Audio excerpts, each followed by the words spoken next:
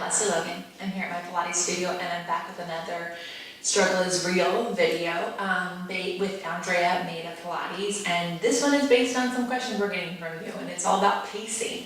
A lot of people want to know about pacing and rhythm, and in a perfect world, we could talk about this for hours on every single piece of equipment. And so I'm very intrigued to see what Andrea puts out and on which piece of equipment. I'm here on the mat because I think most of you have access to a mat, so let's talk about it. And a lot of what I say, I think you can apply to the reformer and other pieces of equipment. So I don't want to be just boring and talking and sitting here, but let's talk for a second. Sit down, have a moment. Pacing and Pilates. So a lot of people get super nitpicky on exercises, I think, to the point that they're not moving. So while we want to have everything super connected and super controlled, it doesn't mean slow, right? On the other side of that spectrum, it doesn't mean you go so fast that you're without control. So I find that depending on the day, some areas of an exercise I may take my time with. In other areas of exercise, I'm just gonna flow. So if you're new to Pilates, what I'd highly recommend is just really focusing on actually learning the names of the exercises and the action of the exercise as best you can while still staying in your center, right? And not trying to be so perfect that you make yourself not move. You don't want to be so perfect that you're not even able to move at all. That would not be Pilates. If you're more intermediate advanced, I would challenge what you know and your center by picking the pace up. What's really interesting about picking the pace up is that you actually end up challenging your center more in a really awesome way. So if you are learning an exercise for the first time, yes, the reps will be slower. You're trying to figure out what it is that you're doing.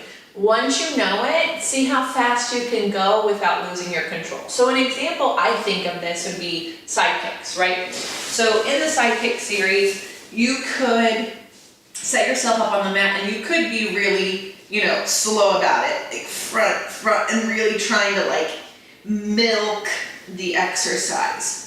But what if you actually pick the pace up? And how much harder would that be? So I would really give yourself the challenge and see how fast you can go in an exercise without losing your control.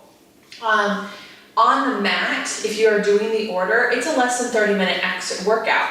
If you are really trying to dive in deep, you could take the whole hour to do it, but I highly recommend that you set a timer for yourself and you see, can I get through my entire mat series in less than 30 minutes and still be controlled? And then what did I learn that I needed? The mat can tell us a lot about what we need, so you don't have to nitpick your way through it and then take the full hour, and then you don't have time to work on the things that your body still needs to learn when you use the Wunda chair, the baby chair, or the pedal or the Cadillac, any of the other pieces of equipment. I hope that makes sense. If you're on the reformer, which clearly we're not, again, when you are new to it, maybe those first few footwork reps, you're taking your time to kind of figure it out.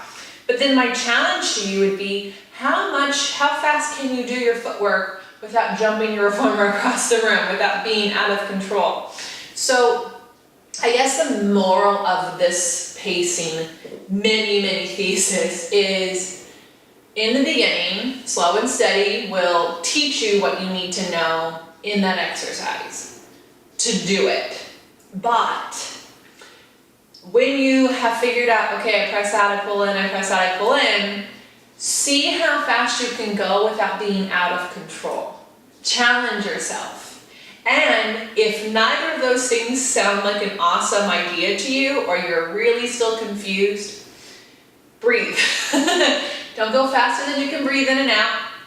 Don't just go, okay, inhale, kick forward, exhale, kick back. But as long as you're breathing, you're at a really good pace. If you're holding your breath, you're probably too fast or too slow. So somewhere in the middle is breath, and I think you're keeping it up with that. So I think that kind of helps talk about that discussion, and at least we'll start drawing questions, which I would love for you to ask below. So I'm happy to dive in deeper into this topic with the questions that will specifically help you in figuring out how to pace yourself in your Pilates practice or your client. So please ask them below. And definitely check out Andrea Made a Pilates video on pacing. Her link will be in the show notes because she's an intelligent, amazing person. And I know she's gonna have a lot to talk about, probably on every piece of equipment. For me, my theme is just take your time to learn the exercise a few times and then challenge yourself. See what really helps you go. And I guess the reason for that is, one more thing on this topic, if you go too slow, too long, you end up letting the big muscles take over and they get really grippy. And those little muscles, because they don't have the endurance or the strength, they will just go, let that person take it. So then when I talk about feeling in your seat, you're like, I only feel it in my quads. Yeah, because this isn't on and it can't be on because you're going too slow. So sometimes we actually do ourselves a disservice by going way too slow. And then if you go way too fast, you're not really moving anything but momentum. So somewhere in the middle is really fun. Use your breath and then just pay attention. Every exercise kind of has their own little dance. I don't know Romana's waltz very well, but I remember being taught it by my first teacher, on semicircle, 1, 2, 3, 1, 2, 3, 1, 2, 3, 1, 2, 3. I wouldn't take that walk through every exercise because some of them it's over up, and then you come down. So just trust your judgment.